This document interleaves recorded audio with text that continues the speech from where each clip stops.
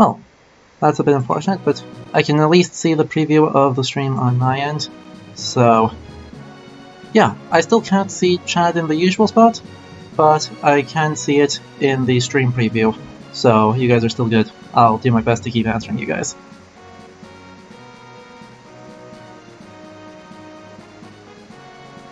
Anyway.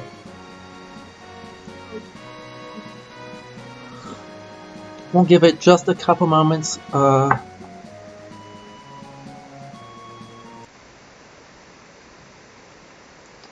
Just a couple moments to get back in.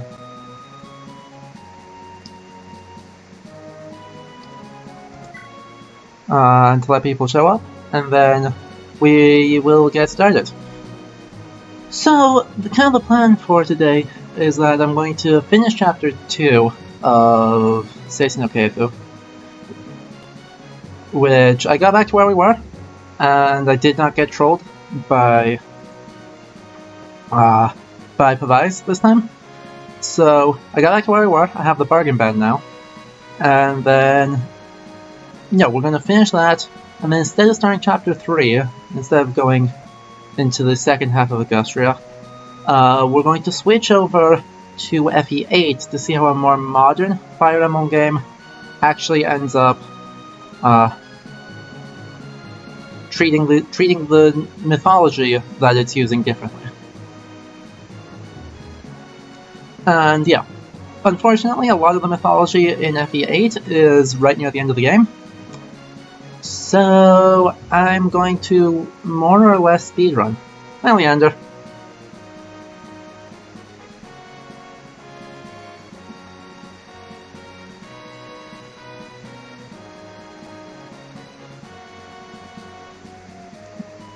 Yeah, I don't know how much you got of that, but today is going to be a 2-game stream.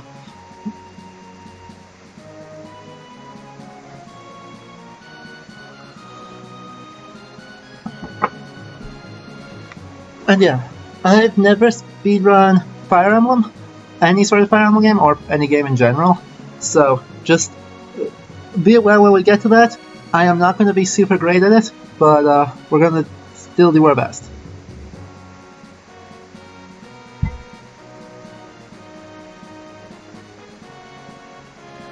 And in the meantime, I'll let it loop through basically all of these, and then we'll get started.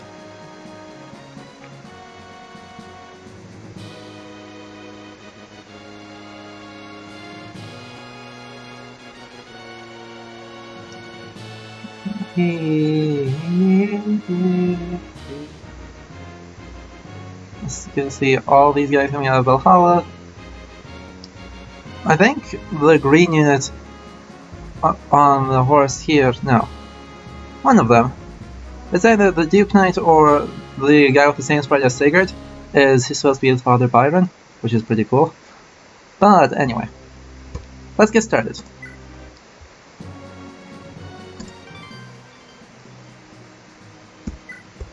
Chapter 32, Crisis in Augustria. So yeah, things look a little bit different. I have all of the villages. We've got Dew and Sylvia here, and Lewin over here. And pretty much everyone else is already gathered down here. I managed to do that all in less time even. And Beowulf has the bargain band, which means he actually has plenty of money to do Paragon next chapter. Noish will also be able to Paragon next chapter. Currently, Finn is swole at level 17 with absolutely crazy amounts of stats. He has Paragon already, so he'll be more than able to do that. Everyone else isn't quite so lucky. Well, Jamka might be able to. We'll have to see. And Quan can. So, we've got some people who are already able to, and more people who are not even close. And Aideen is getting close to being able to promote, which would be good. I'd like to do that as soon as we can, just because. Anyway. Ethlyn gets to return Lewin because he needs to be way down by the home castle as soon as possible. And we have all the villages, so Dew and Sylvia try to slowly make their way back.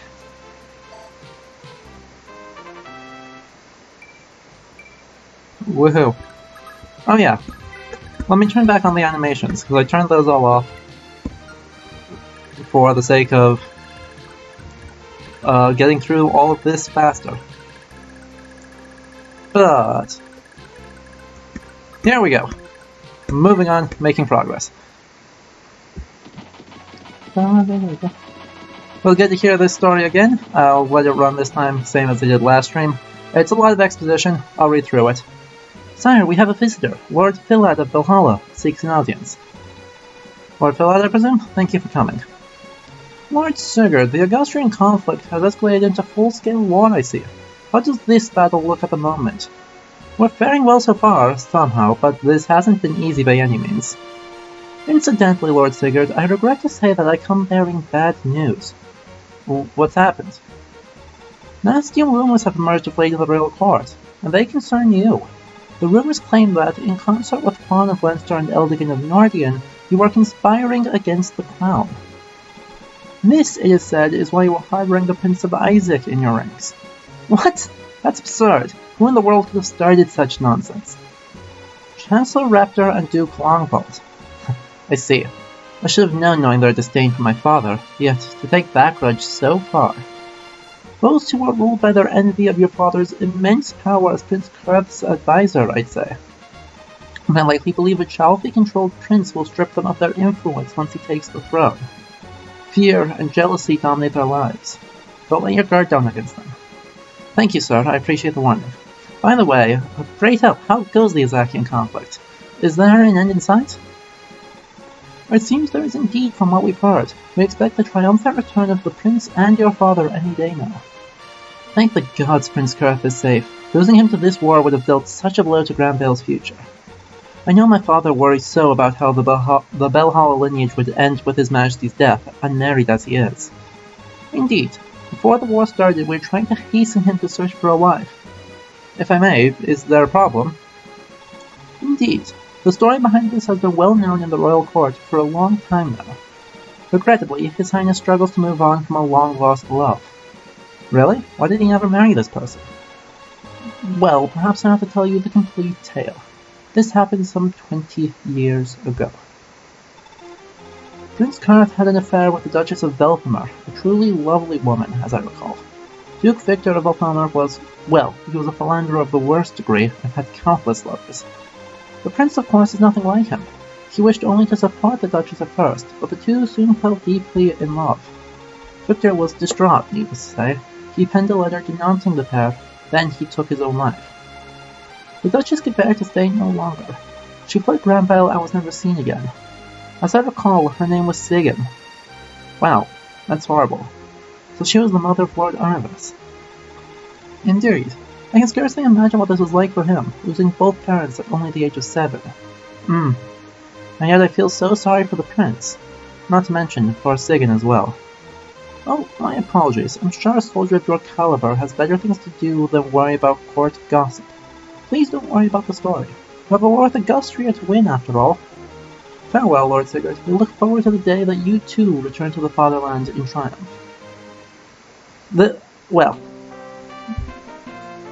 One thing I did not mention on the last stream that is definitely relevant is that affairs in the literary tradition, in the idea of the literary epic, are pretty much just expected. There certainly are limits, but this is drawing mostly on chivalric romance and the Arthurian tradition. The idea of the ladies of the court having lovers among the knights, or sometimes having a lover in a higher ranking that outranks them is, well, that one is more rare, but it does happen. Usually it's that one of the knights in the court has a lover in a higher ranking lady. Famously, Tristan and Isolde fill that role. They are were very much in love due to a love potion, actually, but Isolde was married to King Mark of Cornwall. Tristan was Mark's nephew, and so they were very, very deeply in love and had a very long-running affair. It comes second only to Guinevere and Lancelot in fame among the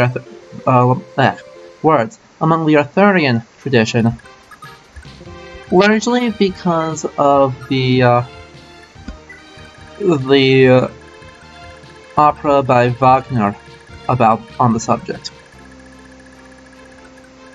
Now, Wagner was a terrible person, but he did a lot to bring medieval texts into really high popular consciousness, so it's kind of regrettable that all of his works were that popular, because it's otherwise not good. Now, luckily, we won't need to worry about getting slept this time in this game. And the other thing I want to mention, I guess, with that while this is going through, is that Sigurd, as a knight, would absolutely care about that court gossip, both for entertainment and for possibly reflections on how he's supposed to act, instruction on what is chivalric, what is not. It is very, very clear that Sigurd would be, as with most knights, would be entertained and eager to hear these kinds of stories. They circulated both orally and in written text at the highest ranks of European society. So yeah, the idea that a soldier of his caliber not worrying about that kind of juicy court gossip story is unlikely, and is the case of, I think, modern ideals of the good soldier slipping into this otherwise generally very good at being properly medieval epic.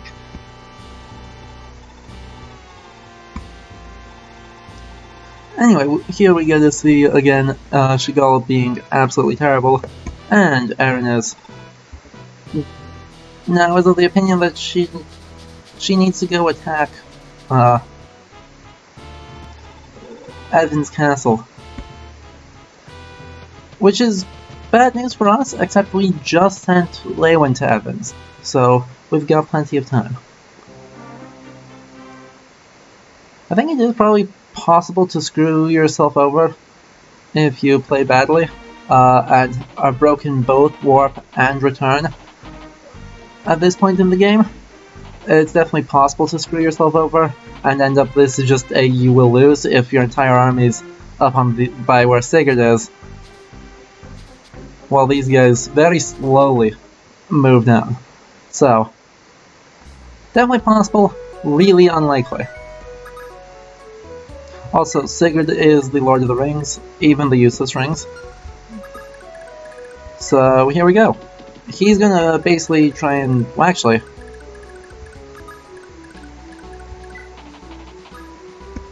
I think Dew and Sylvia are not going to do anything this time for the rest of this map, basically, which is kind of annoying. But they're just not in a position where they're going to make it around, even if I return them. So, instead, we're going to return Sigurd. Whee! As the UFO comes and abducts Sigurd and takes him back home. And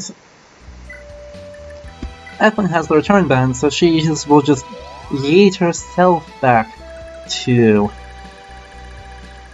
Evan's castle down here, just so that we're on the roads. That's really the only reason why we're worrying about that, is we want to be on the road as we do this. Now, we have an arena to do with Lewin. He's gonna crush this. There's no doubt that he finishes this arena, because he has Adept and Critical, so you just kind of wait for him to crit. Like that.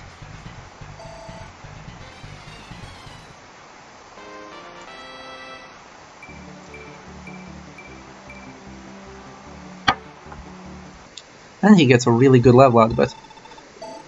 This time, not only did I not get trolled out of the bargain band by infinite devices, I also got really good level ups on most of my units. Finn got like 5 stats 3 times, which is insane for his growths. So, it's pretty good. My team is in way better position to take on the rest of this army going forward. And here we just get to see our Bard taking on a Mage and absolutely crushing it. Absolutely crushing it. Lewin eventually gets even more broken. That major Force-Eddy Holy Blood will do him well at the end of Chapter 4, but he never gets a horse. And we've already seen just how oppressively good cavalry in this game is. So, kinda sucks that he'll never be incredible, but he still is pretty damn good. Oh dear. He better start adapting. There we go. Of course, the moment I start praising Lewin, he starts just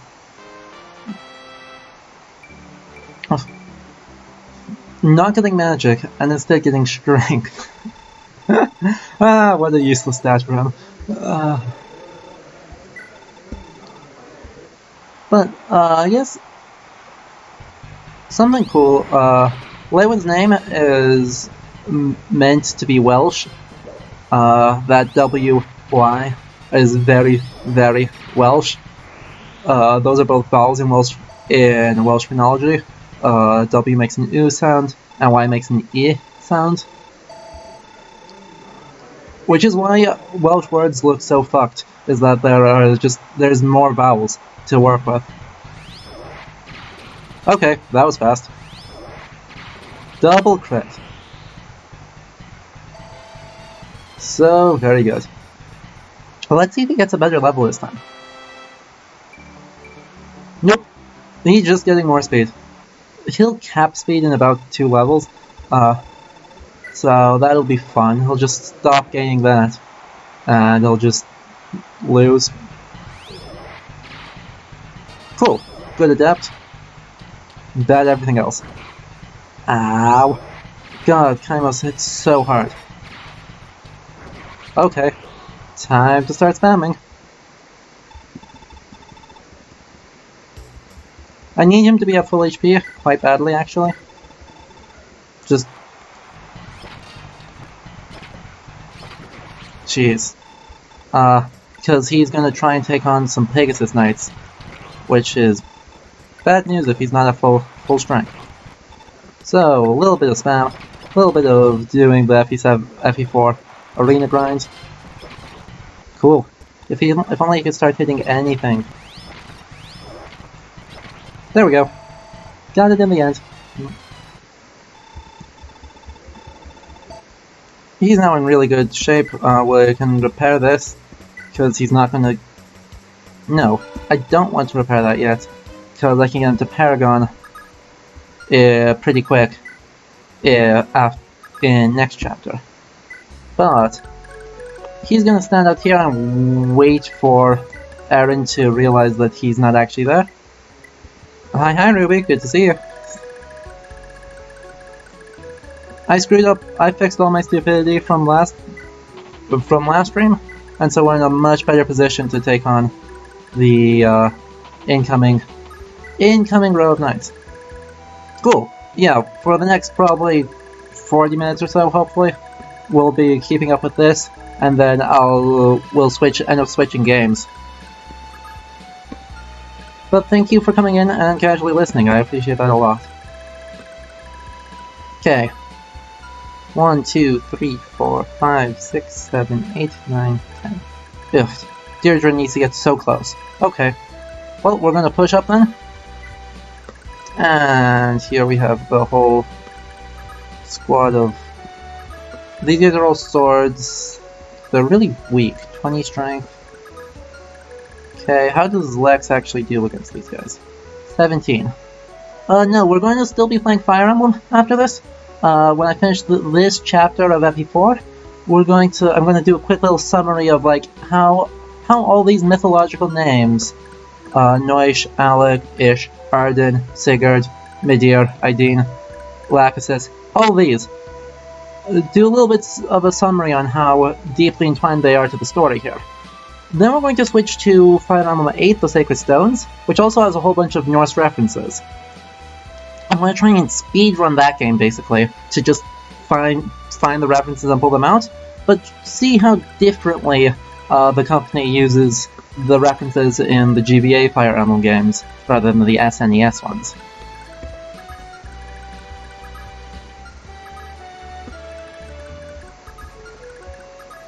Cool, so I can pull that guy. So I can pull this guy completely for free with whoever I want. I don't want to do it with Azel. I'll do it with Quan. He should not care.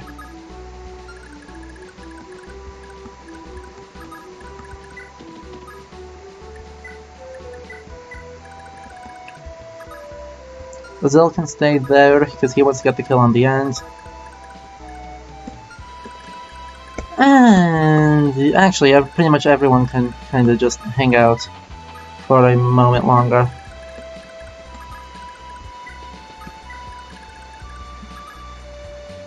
I don't want to get Lacus. Crap. Nordian? Nope. Crap.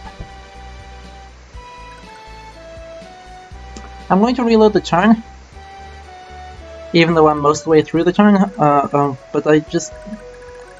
I'm going to reload the turn, because unfortunately I'm actually got a small problem, known as 3 paladins with no self-preservation.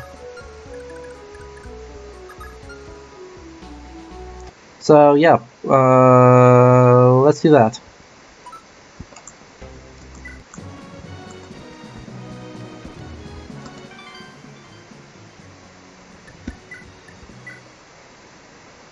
Because yeah, the big problem with what just happened there is that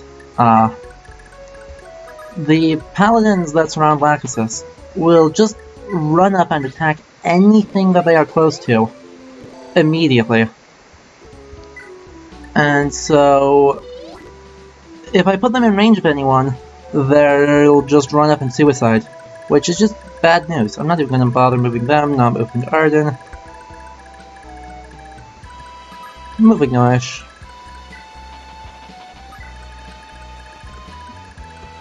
Moving Beowulf.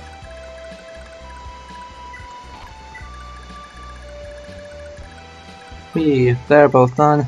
Gonna need to redo the arena, but we can just spam through it as quick as we can. Oh, got a much better level for my troubles.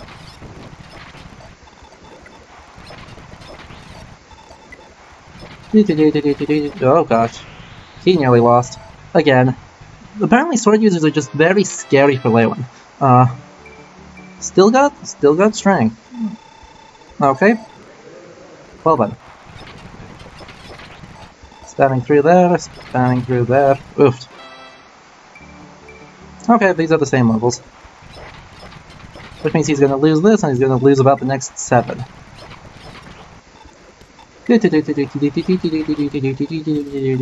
Fun times. This game is fun, right?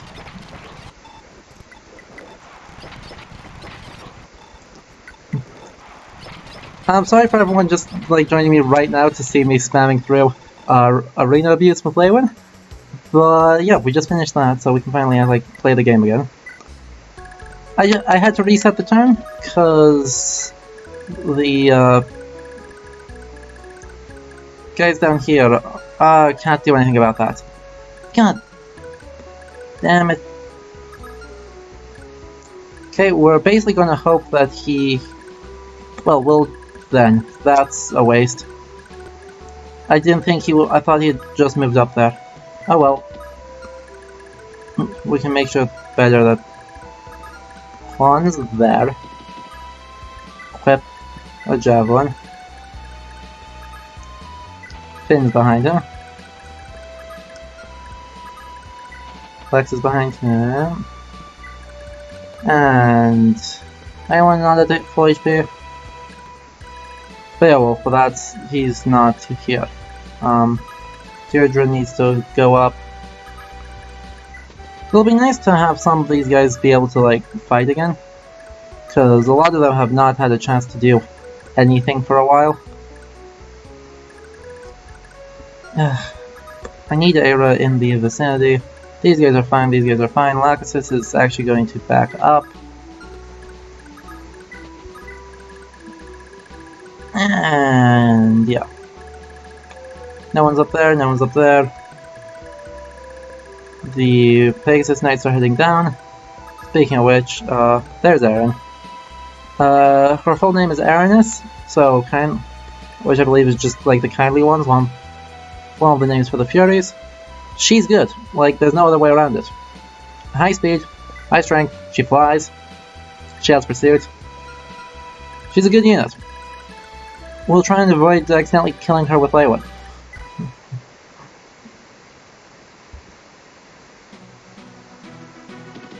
Anyway, yeah, this is what I mean by suicidal.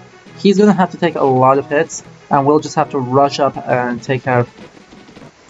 Well, they're gonna take a lot of hits, we just need to kind of rush up and try and keep him alive. Luckily, Fire Emblem AI... Oh no, that's a sleep staff. He got hit by sleep, so he never gets to move again.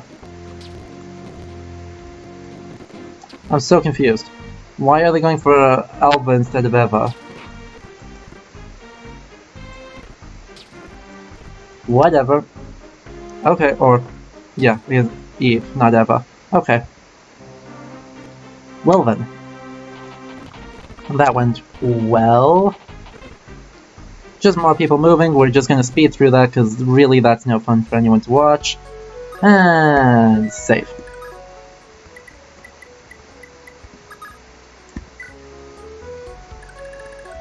One spot shorter than his maximum, so that Ethlin can heal him. They're gonna try and get up as quickly as possible. And Ethlin gets another level up. Good times. But yeah, they're gonna try and get up just as absolutely quickly as possible so they can get to do things. And to actually get to play in the rest of the chapter.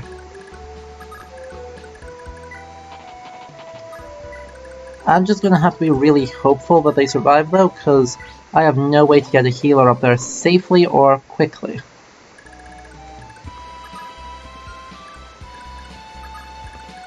And I need one of these guys to die. If Quan kills this guy... Damn it.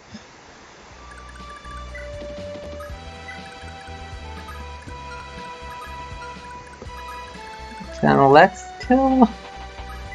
That'd be... yeah. No. Okay. This is annoying, because this means that... well...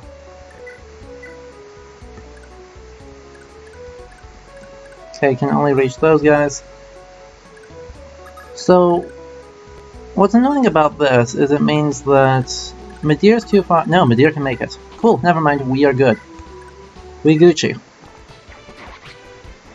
I was about to say this is really annoying because I have no good way to get units to help protect Eve.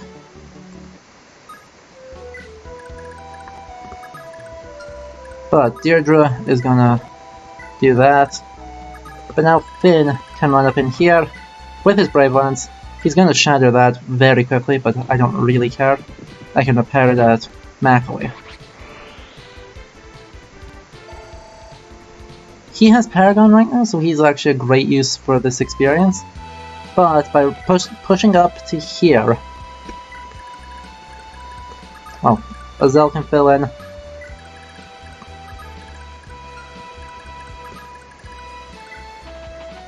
We're basically just making sure that there are too many people in the choke for the paladins to get through, so they don't kill themselves. Because these guys have way worse stats than Finn does. They have the same amount of defense, but worse everything else, and they'll stay in a worse weapon type.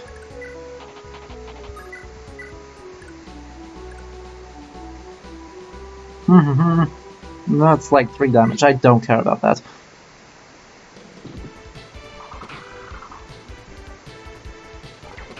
He doubled me. Okay, that's less than ideal. We equip the Brave Axe, which is really almost broken. Awkward. And we push up farther. Push up farther, and push up farther. Okay. Sigurd and Deirdre have moved, I think. Yeah, they moved. Or Sigurd and Ethlin. And Noish. This game takes a really long time. Anyway, the knights can't do shit. And so now Macloy. We'll see how this goes. Most everyone here is not really... They don't really pose a threat to Finn, because Finn has just so much oomph, and if he gets more defense, he'll have more oomph. I mean, look at this guy. This guy gets crazy levels right now. I don't think I've ever had a Finn turn out quite this well. Do you still double me? Damn it. Of course you do. But he's gonna go for Alec instead. He should not double Alec. Good. And now all the sword users will just suicide against Finn. 100% hit with a Brave Lance is just incredibly good. And Finn gets so much EXP off of it. He'll basically never see combat again, just because I don't need it. I don't need him to. Until, like, way later in the game. Because he's already such a high level. He actually is going to beat Lex to promotion, which has never happened to me before. Because in this game, if you play other Fire Emblems, you may be familiar with the promoting at level 20. That you basically have like 2 classes, and each one has an independent level 1 through 20. That is not how this game works. Oh boy, that's actually... Okay, he's not fine, he may die. Because that's 18 twice, and he doesn't have... Oh, went for someone else. Thank God. Thank goodness. And he gets slapped. Okay. This is bad. He got hit by that. And do they attack Deirdre? No, they're attacking Holland. Okay, that's fine. We'll speed through these guys because that's just not enjoyable. For some reason, like, oh, there's someone attacking Deirdre. Deirdre has really low HP, so that's just bad. I'm glad that they don't all, like, agree who they want to attack, because otherwise we'd be in big problems. Okay, this is going to be a tricky turn.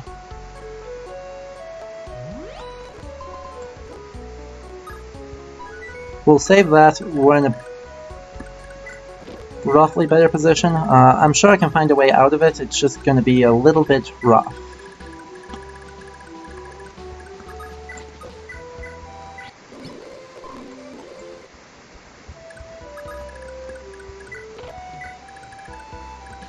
Okay, so let's see how this needs to happen.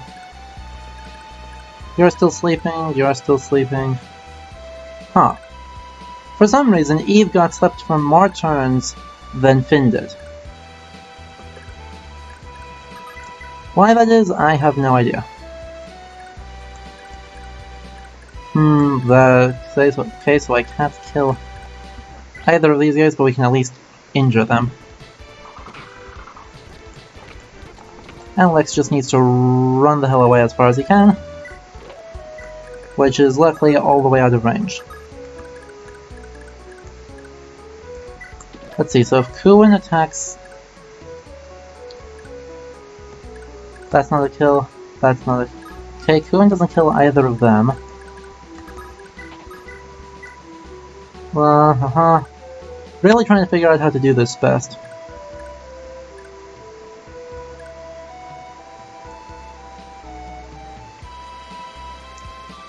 He should double, because that guy has fire. So if he doubles, that's... yeah. Awesome. Medea continues to be okay at archery, and we can run up here. Staff, silence, please. No, don't want to have to stand there. Okay, that's fine. Jamka. Does Jamka double? He has pursuit. 18 speed, effective weight, speed 10. Yeah, easily.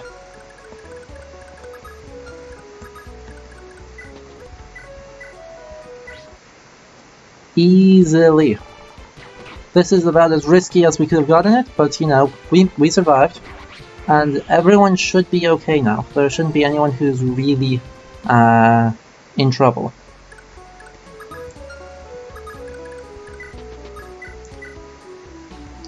Do you double? That's always an interesting question. 15 minus 12, effective of 3. Also an effective speed of 5. Okay, so that means he gets doubled because they have inherent pursuit.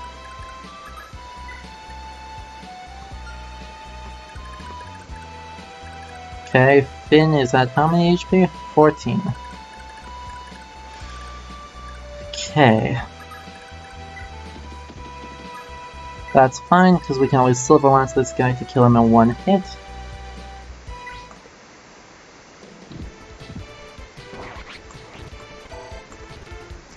There we go. Nope. Wait. Because these guys all have Iron Lances, they're Iron Lance, Iron Lance, Iron Lance, Steel Lance, and Javelin, Iron Lance, Fire. Okay. So the question is, can someone stand there and get a kill? The answer, I think, is no.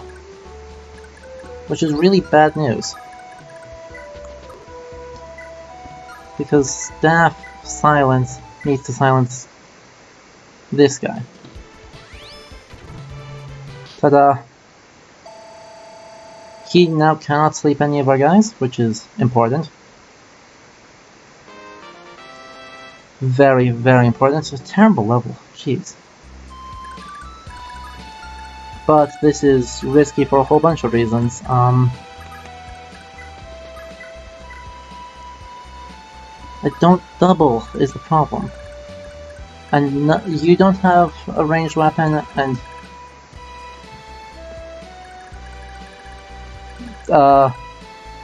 Bangladesh, that's not this generation.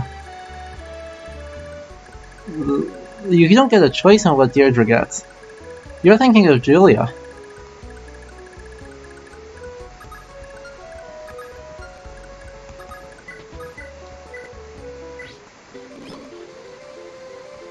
You're right, that is a bold move, but that is... You're thinking Aura versus Nosferatu, and yeah. You're right, that would be an extremely bold move. How much damage do you take? 30, well, 17, that's not half, so... But, unfortunately, we kind of just need to pray that we get lucky, kind of? Because, luckily, Finn... Unless the archer is way smarter than I think the archer is, we should be okay to just... Finn needs to just dodge one. That's really all there is to it. Finn needs to dodge one. And everything should be fine. Finn may not dodge that one though, so we'll see. We may need a few tries on this turn.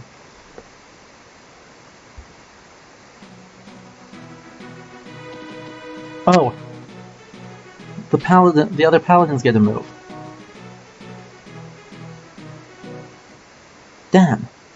That could have been potentially useful. Did the... No, he... Okay, that was that guy.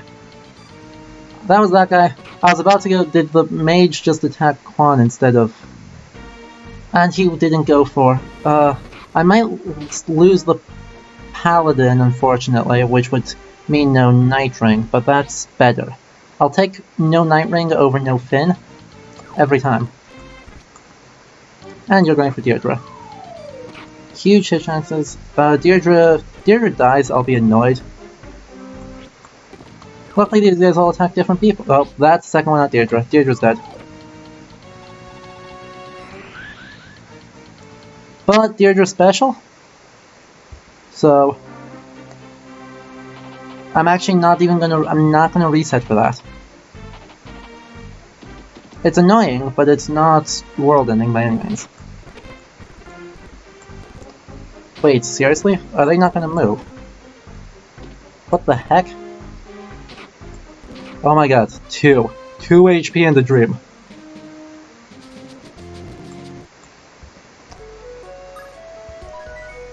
I saved over that, so I pray that nothing goes wrong the next turn. The reason I'm not going to reset for that is that Deirdre, unlike every other unit in the game, does not die when she is killed.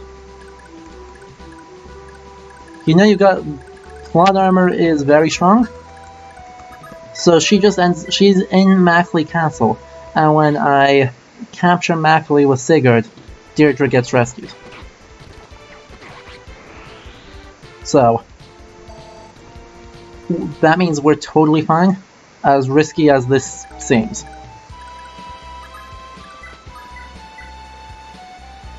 Nine strength, that's a kill, that's fine.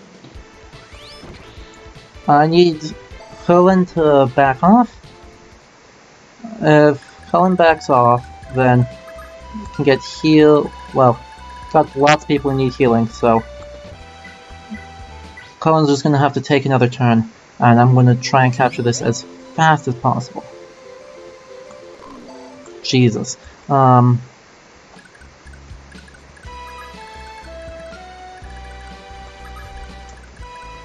But Medea can...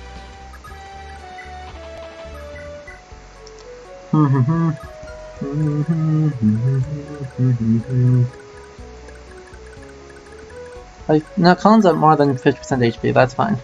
Okay. 26 minus 9 is... 17, that's not nearly a kill. This game's soundtrack is absolutely a joy to listen to.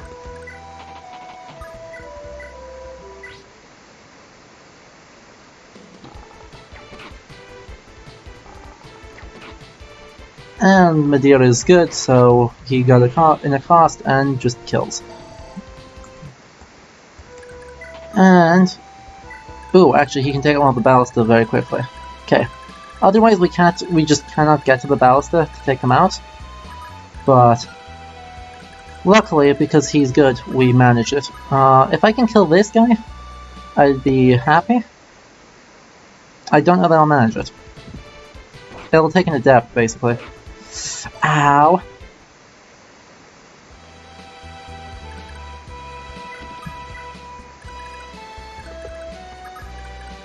Yeah.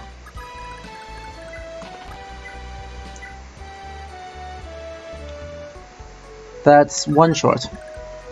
Does Alec have anything that does more? 11 plus 10, that's 21, but will double. But he's low on HP, and that nearly kills him. Oh, that's 23, he's left at 4. I don't risk that. I do not dare risk that. So it's basically a hope for a crit, and then Noish, otherwise Noish moves out of the way. Literally 1 HP. Frustrating.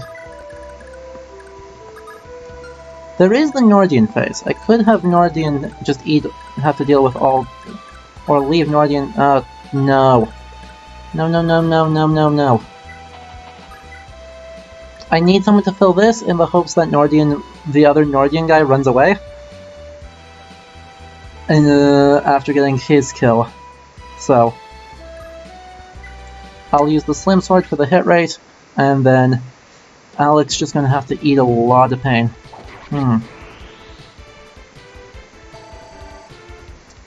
This is actually a really scary situation to be in. Because I may, because of that guy at 2 HP, I may just lose the Night Ring too. Which is not a big deal, like, as good as the Night Ring is, I don't super care. Like, the game does not become unplayable for it, even if I would definitely like to have some of these guys around. Or more accurately, have Sylvia able to move again, because Kanto in this game is important. Anyway, Arden's useless. Sigurd is on his way as fast as his legs can carry him. And that guy's just around for a reason.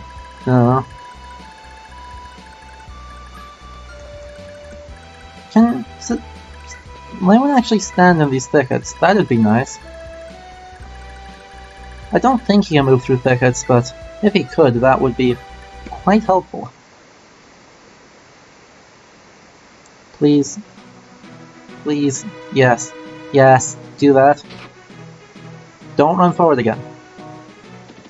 No! There went the Night Ring. We tried. We tried, guys. But there's no way that Eve survives. Heck, there's definitely a chance that other people would not survive too. Yeah. Oh, Alva dies. Okay, not Eve.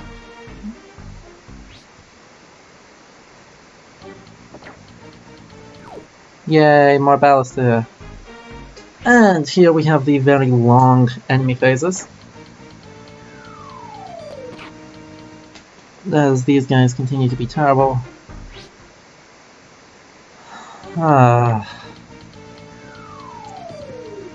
Sadly, I can't kill any of these, because they're all... Only the top one there is actually able to be killed. And this is the other thing that's bad. Kuin is at low HP, and he's exposed. And he has a Silver Lance, so he'll kill everything that approaches him. Oh. Well, that's not great. I didn't realize you could do that.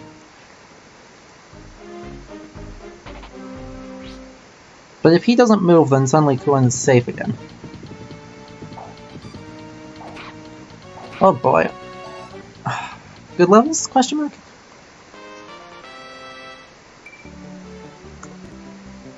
Bad levels. Random growths in this game are very imbalanced. Like, if you don't have Holy Blood, you just kinda lose. Unless your name's Finn. Finn wins, but no one else has ever won for their trouble. Wow. I forgot how slow this unit of Pegasus Knights moves.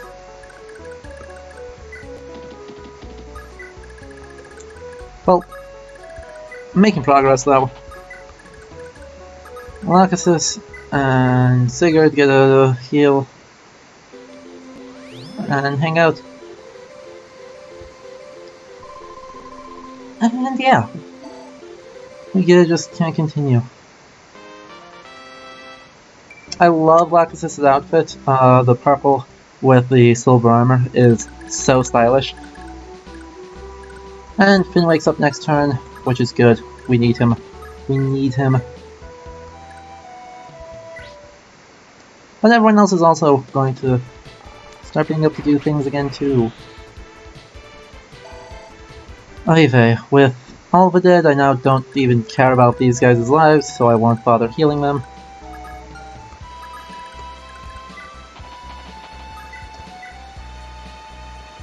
But I do need to hurry up to kill Clement. Which, Clement is another amazing choice of name for a boss, because, well, in this chapter we've mostly seen some names that look like they've just been taken for the sake of having a name, more than out of any actual desire to... Cool, that's the commander. That guy has a leadership star. That's handy. But he has no weight or no attack speed, so he'll get doubled for 44 and die. Anyway, Clement, most of the bosses in Augustria, the Lords of Augustria, are either truly made-up names like Eldigan, or names from non-medieval things like Chagall is a 20th century French painter, Macbeth obviously is a Shakespeare reference. Clement is Eliot's also just made up. Bordeaux's a French sociologist. Though, no, that's Bordeaux. Bordeaux is the name of the town. Anyway, Clement is not like that. Clement is a very common name for a saint or a pope. There was like 7 or 8 of them that were all named Clement. 29 and 46, that still is fine. I have no problem going in with that. That's not a kill. Does he have a sword? He has a sword. Well then. I'm just going to start hoping for some good luck on Astras, because that'd be cool. Hey, look at that! Era pulled through. 4, 5.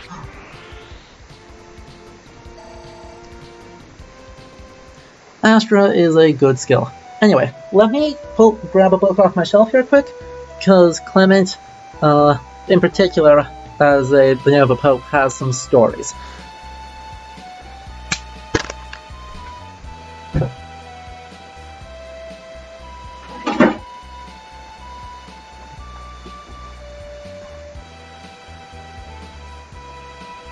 Okay, let me find it real quick. Rare devices. How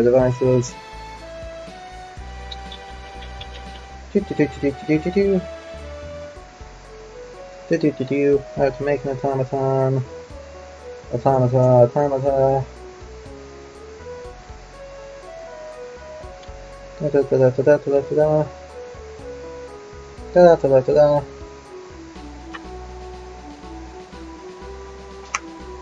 No, that's Gerbert.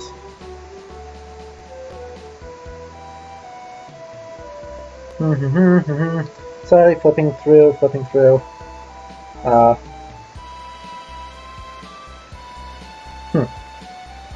That's... I must have missed it. Where is he? Where is he?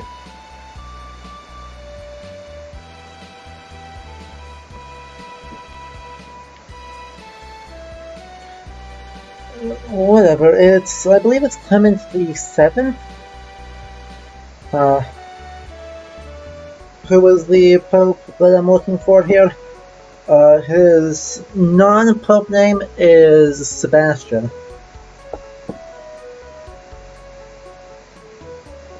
But, he was accused of being a wizard and performing necromancy or black magic. So, he, after he died, he's mostly excised by the Catholic Church and by his successors. But during his life, he was well respected, or was claimed to be, someone who dealt with black magic and who did prophecy by means of consulting with demons through some kind of automaton. There he is. Oh no, sorry. I had it backwards. Nope, this is a different Pope. It's Pope Sylvester, whose name is Geber of Aurelach. Okay, so I had it backwards, a different Pope in mind. Apologies for that. Regardless, that guy had an Pope Sylvester had an automaton that is a talking head, quite literally. And he used that to just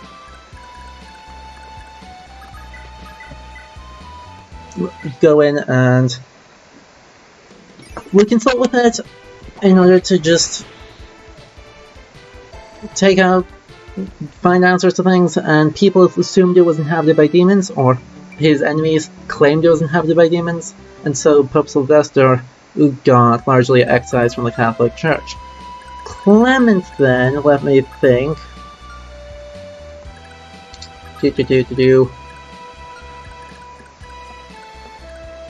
Clement may be the Pope to which we owe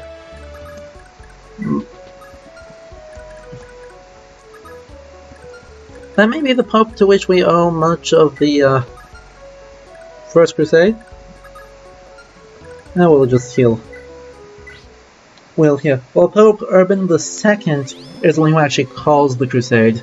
He dies before they actually, let me check that, just to be sure. And first, Pope Clement VII. Let's see. Nope, he's later. That's a Medici. Unsurprisingly, Pope Clement VII is one of the Medici family. So yeah, Pope Clement III. Nope, he's very early. Okay.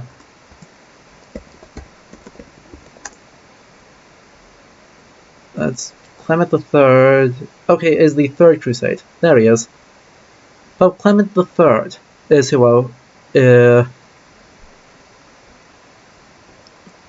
is the Pope during the First Crusade. And let's see. Yeah, he dies on the way. So he dies in 1191, despite pushing for the Crusade in 1189. So he's only around for a very little while before he just dies. And apologies for the black screen while that happened. That should not have happened. We're back though.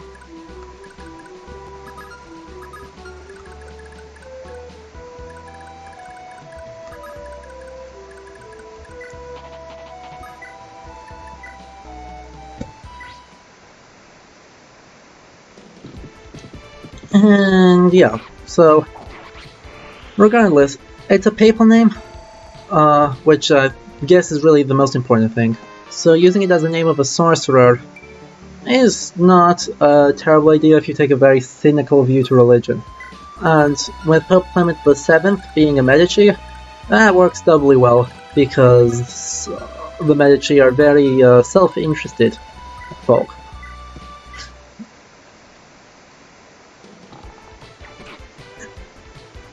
And with that little tangent, not really going anywhere, apologies for that, again.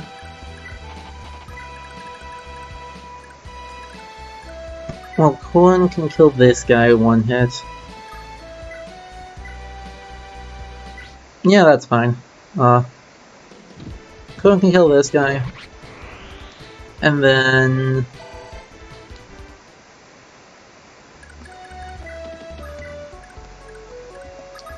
Alec or Noish.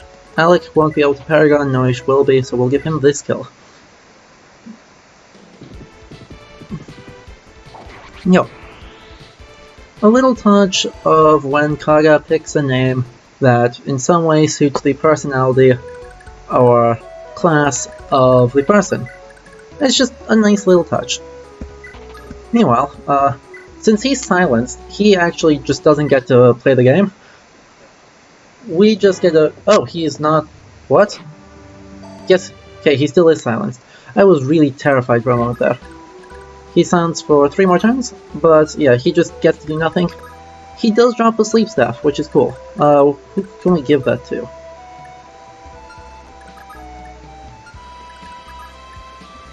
I'd like to give that kill to someone who will be able to use it to get up to Paragon. He doesn't need it. That's not going to be enough. That's not really... doesn't really matter. That doesn't really matter, because it sells for like 10,000. So, you already have Paragon. You'll already have Paragon. Okay. So it doesn't really matter who I give it to. It sells for 10,000 gold, which means we're able to do a lot with it.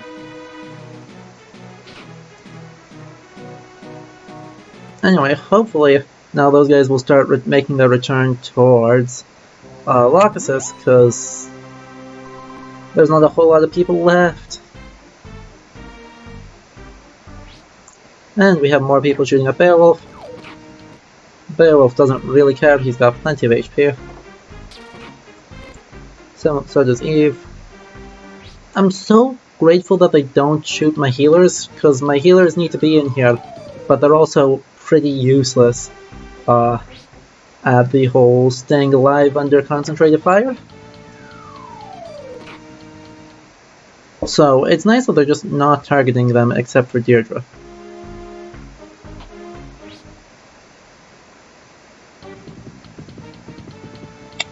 And whiffed and kills. Yay, Aira gets more playtime. I totally understand why Aira is such a popular unit, but at the same time, it's so hard if you're playing at all fast to find a use for her. Because she spent pretty much the entire game chasing behind my people while they... Oh no, that was not what I wanted to do. She spent the entire game so far chasing behind my horses.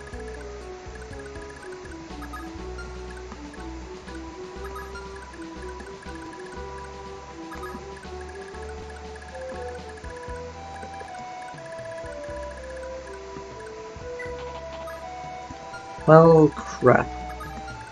And you cannot get into there? No, of course not. Aaron squad, Aaron and Aaron squad. Okay, so that still is probably one more turn away. So Lewin can just stay put. And... well, who wants the kill then? Cohen at least wants to throw a javelin. But we should heal him first. We'll heal him, we'll also send Beowulf farther up to try and give them other targets. So, because I think he's now in death range, I think... because he's at 19, right? No, he's at 12. Yeah, he's definitely in death range. He dies on the 3rd. So, is that as far as he can move? Well, that's no good. We'll just chuck this at him. If it hits, it hits. If it doesn't, I don't care.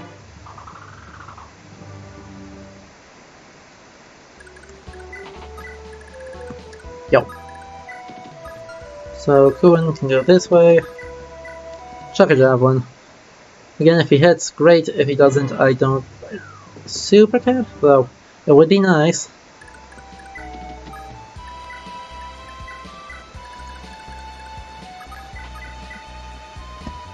And Midir can definitely hit twice for a crit on the kill. Nice. Will I go down in glory? And this sorcerer, Pope Mord, is dead. Thank goodness. It's also fine that a bishop, I think he is explicitly called a bishop, and that's his class.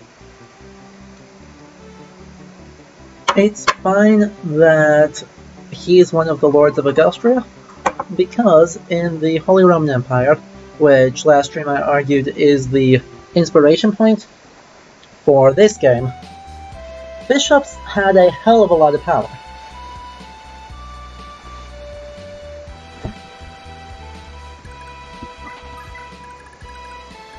And Sigurd should be in place to get a... should be in place to get the,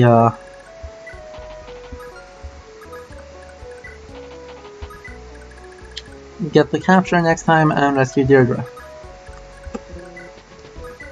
It's very good I'm not doing a ranked run, because otherwise I would have been in a lot more trouble. But I'm not, so I don't really care. Who's going to be my good target? I'll put you in range, and I'll put you in range. And basically anything to keep Aideen out of range. It would be really bad if... to just lose Aideen randomly. But now the Nordian squad should be running away. Yeah.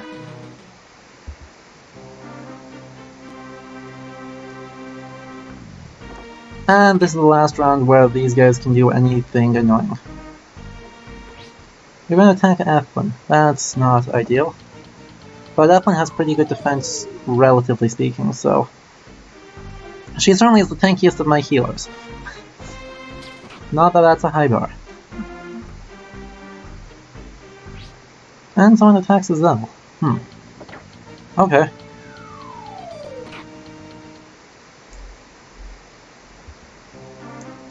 And Augusti phase, Aaron's troops move down. Aaron's troops continue to move down. And we are good. Save, and we'll just get the capture right now, because screw these guys. Good. Mackley is ours. That leaves the capital, Augusti. Indeed, sire, but don't get too careless.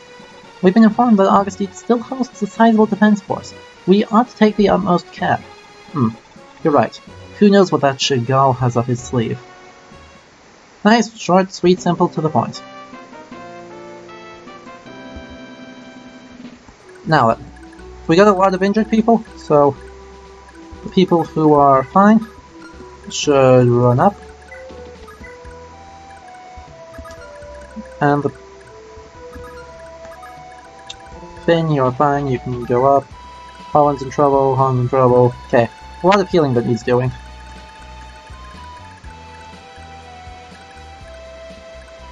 Aira's fine, Aira can move up.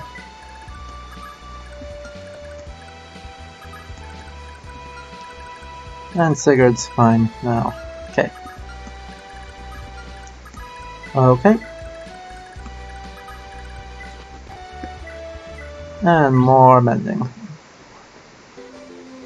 More mending. More magic.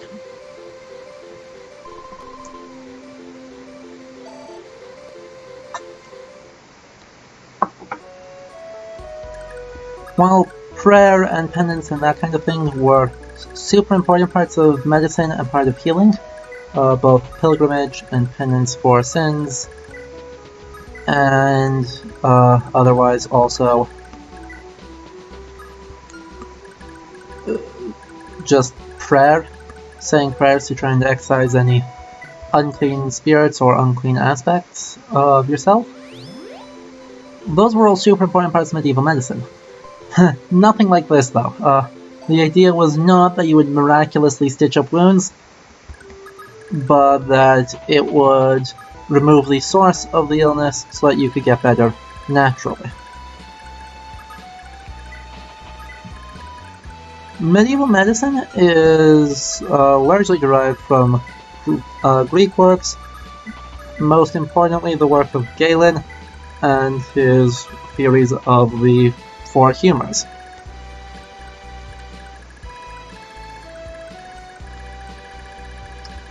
So the four humors are blood, phlegm, black bile, and yellow bile, which correspond to, was it sanguinity? I don't remember what the four names are. It's sanguinity,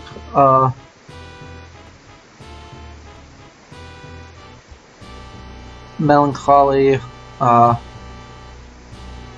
choleric, and something else. Anyway, what? Mackley has fallen too? Ugh. Zane, your units are our last line of defense. Take the field immediately. Yes, sir, but Caesar one, get out there! Chagall, so quick to panic at the first sign of trouble, are we? You, Manfroy, if it weren't for your scheme, I wouldn't be in this mess. How in the blazes will you fix that? Heh, you exaggerate my role. All I did was advise the removal of the king, obstacle to your ambition as he was. All else was your choice. Can you doubt this? Damn it all, how is Sigurd's little army even this strong? This isn't fair. Manfroy, I'm begging you, help me. What am I supposed to do now? As I said, this isn't over. As a last resort, I do believe you have a fellow of use imprisoned here. Yes, I speak of Eldigan. Eldigan and Sigurd have been associates for years. Sigurd will unquestionably listen to Eldigan's counsel. Of course, Eldigan can't do that while locked up, can he? Go apologize to him. Yes, of course, surely Eldigan is the answer. Now, if you'll excuse me... Ugh, what a simpleton. Your Excellency, I bear news from the East. Just now I bore witness to the assassination of Prince Kurth. Is that so? Excellent. This grows more interesting if I do say so myself. With Kurth's death, there remains but a single sign in Naga's holy lineage, and that old fool hardly needs our help to die. And then all that will remain is the restoration of the Dark One, and then the world will belong to us. What of Duke Arvis, Your Excellency? Is he in agreement with the plan? Why, of course, as a bearer of the Dark One's blood, what choice does he have? Not even one of Arvis' statue can afford the wider world learning of his dark heritage, lest he be burned at the stake. Could a man as prideful as Arvis bear to meet such an end? So he will betray his king and style himself emperor, and, indeed, but that will not be enough. Arvis alone cannot restore the Dark God. We still need one more person. That woman's daughter. Speaking of which, this squad runs up top. Men, move out! We may die here today, but we shall die in the fatherland's name. Speaking of which, don't I need to...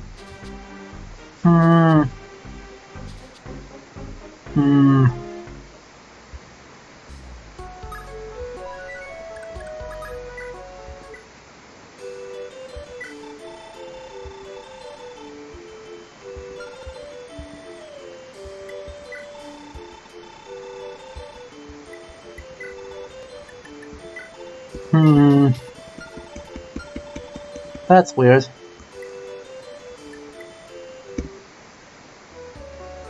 Where is she? It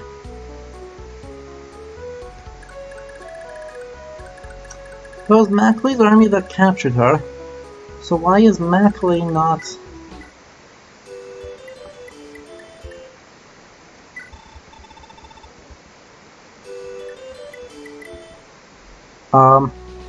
Spooky. Okay. We should at least come back when we capture, at the very worst when we capture Augusty. Deirdre will come back, but like, I thought she was supposed to come back when I captured Mackley, because that's how that works.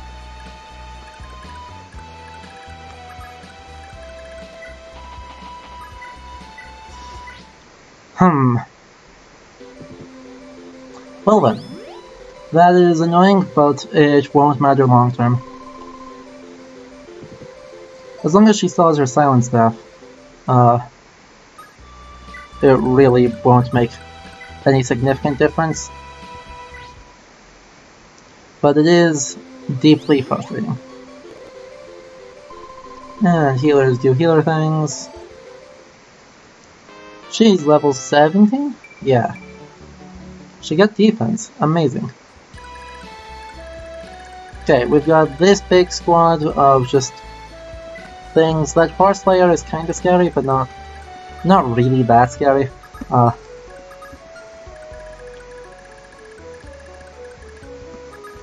As bad as it is to say, Finn just one-rounds him with the Brave Lance, and so there's really just not... It ends up being not scary, because he's fine. Can let him take 3. His avoidance 42. Their hit is 74. That's a 32% chance to hit. And an attack of 19. defensive 5. So that's 14, 28. Does not take 3. So we won't put him in range of 3, we'll put him in range of 2.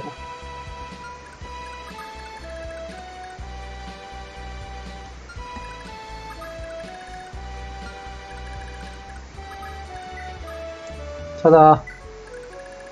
And then he'll convert Aaron, and Aaron will do things. And you're not at full HP, but you're close. Really should probably leave someone for Luxus to heal, but that means playing slowly, and I don't believe in that.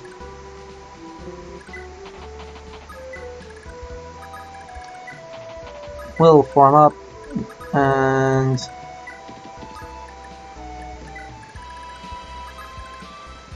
Beowulf is low. Beowulf can do that. Which, by the way, I'm not pairing Beowulf and Alexis. I'm going to try and pair Lex and Alexis. Oh, but I guess is Lex going to be useful up here? Yeah, these guys are all Lance. Are pretty much all Lance users. Or Lances and Axes there. Lances and Axes there. And these guys all have Lances, yeah. So yes, he will be.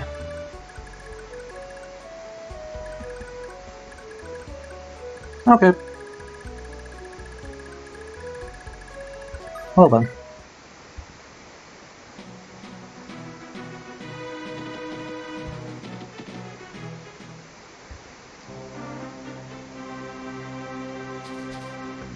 Hopefully, one of these misses? Yes. Awesome. And please get it ups. Cool. Lewin did what he was supposed to do.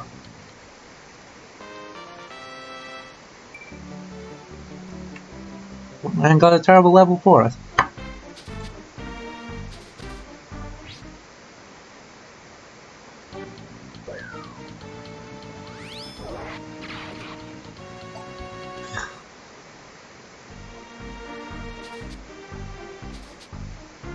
Frustrating.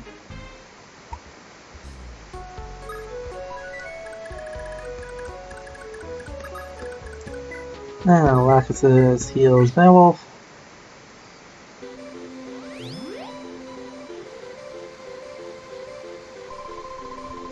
And yeah.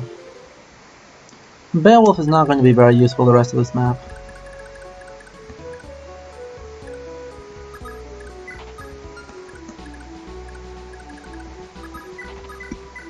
Honestly, neither will Colin, but and I pronounced his name differently, I think, every single time. Mostly because I don't know Old Irish, so what the pronunciation is actually supposed to be is utterly beyond me. I could just say Holland instead of Colin or Cullen or Cullen or Culane or Culane or anything else. Any of these other options that all exist. But no.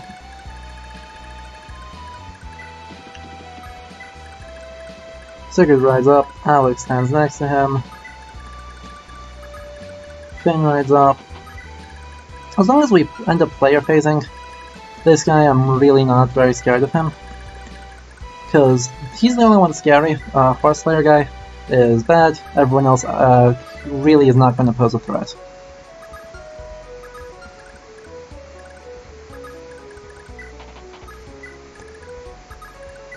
Nay.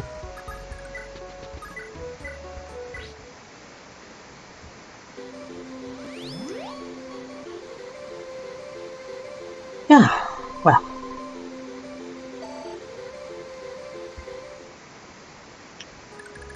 In the meantime,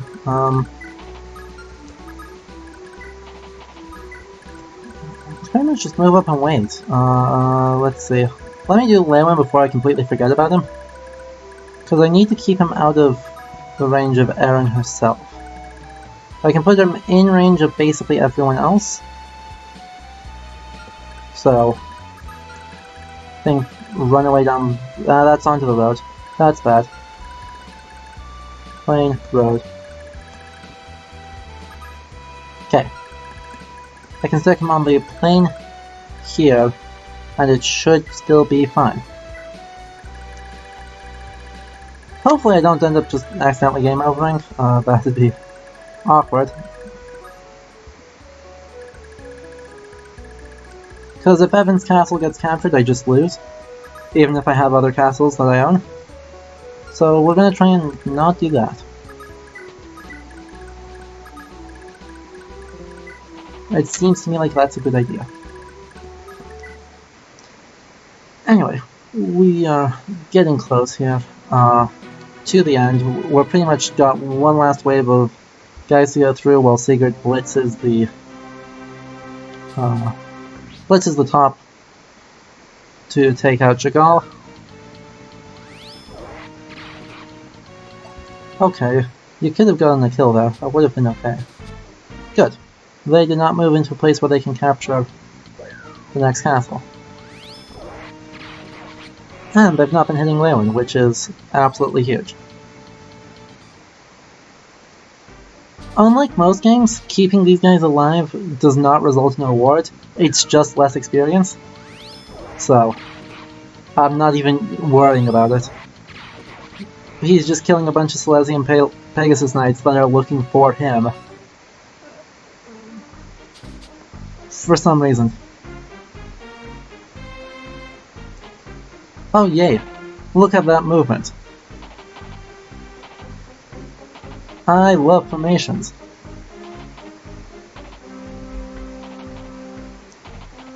Some of them are moving almost all the way, and more of them are basically just not moving. And he stays in the back. Cool. That's pretty handy, because you have a slim sword, and no attack power whatsoever. Oh, how far do these ballistas shoot? Pretty much to here, okay? And ballistas have infinite attack, or infinite ammo, so we can't just run them down. Anyway, let's convert a new unit. Wait, Aaron, the hell are you doing here? Huh? Aren't you? It can't be, Prince Lewin. What exactly are you wearing, my lord? Well, this? I'm a bird now. You know, walking the land, spreading songs and cheer. What do you say? Perfect? Or perfect? Perfect? But why, my lord? Aren't you supposed to be held captive at Evans? I got here as fast as I could, but I'm imprisoned at Evans, am I? Where did you hear that one? King Chagall of Augustria said so. Chagall! I hate to break it to you, Aaron, but you've been tricked. It's nice to know that you're so ready to trust, but you don't last 10 seconds out there in the city. You'll eat you and your innocence alive. You might even end up like Sylvia. Sylvia, my lord? Though Sylvia's... yeah, it's not important. Point is, what are you doing all the way out here? Isn't it obvious? I'm here to find you and bring you home, my lord. It's been 2 years since you fled Celeste. Her Majesty is gravely worried about you. Please, my lord, come home with me. Do you have any idea what that would do to Celeste, Aaron? If I go back, I'd have no choice but to take the throne. It's my late father's will, but my uncles would never accept it. Just one false step and we'd have a civil war, just like here. And it's always the common folk who suffer for it. If there are people who want to be kings or whatever, great. Out here, though, I'm free, and I like it that way. I don't want a thing to do with that throne. For the good of Celeste, just give it to one of my uncles. I can't allow that, my lord. You know as well as I that the kings of Celeste must bear descent from Forseti, the wind god. You, my lord, are the sole living sign of his lineage. Neither of your uncles bear it. You, my lord, are Celeste's future. Yourself and your uncles aside, all Celeste wishes you to see you claim the throne. And your mother, the queen, was in tears when she sent me. Please, my lord, come back. Aaron, no, don't you start crying too. Give me a break. I can't stand to see a woman in tears. Okay. Fine. I'll think about going home. Just give me some time to muster the nerve, alright? Thank you. In that case, I'm staying with you until you're ready, my lord. I'll send a messenger back to Celeste to report that you're safe. Oh, you're persistent, I'll grant you that. Alright. I think I'll stay with Sigurd's army for now. He's a pretty neat guy to work with. Not to mention his army is full of beauties. Hey Aaron, you can stand to get to know some of the ladies here. Maybe their stylishness could rub off on you a bit. Yes, my lord. Hey, I'm just kidding, Aaron. Relax a bit. Don't take everything so seriously. Nobody in the world's as sweet as you. Don't you ever change a thing. But yes, I mean, no more. And the sole surviving Pegasus Knight just leaves. Aaron, low level, but has pursuit, B swords, B lances, comes with a slim lance. Great unit. The only problem with the flyer in this game is that flyers don't get the benefit from roads. Past that, she's just really, really good. Next chapter, I'm probably going to sell Finn's Brave Lance near the end and give it to Aaron. Because Finn will not need it, because this guy is swole. And rather than worry about what we're passing on too much, we're just going to, well,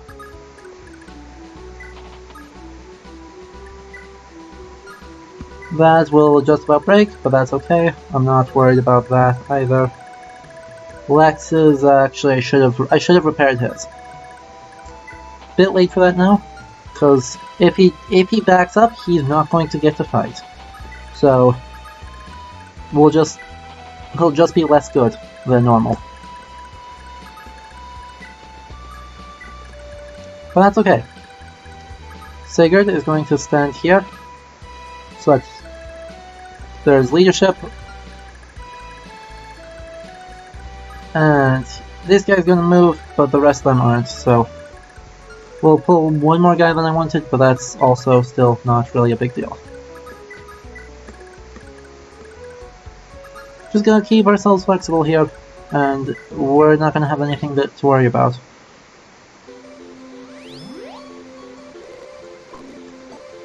Anyway, this is taking a lot longer than I thought it would take. I did think it would only take about an hour to finish this part of the game, or really this chapter, but that's okay. We are not in any great rush, so we're just going to keep hanging out and keep slowly working our way through the rest of this. Jamka can run up, and yeah. We're not going to leave either of these guys anywhere close to the front lines. Lachesis just doesn't want to be up there. And theoretically, like, I can force Lachesis to get through the arena, but I really don't want to do that. So I'm not going to bother. Oh, crap, everyone's moving. Okay, that's going to be a kind of rough turn.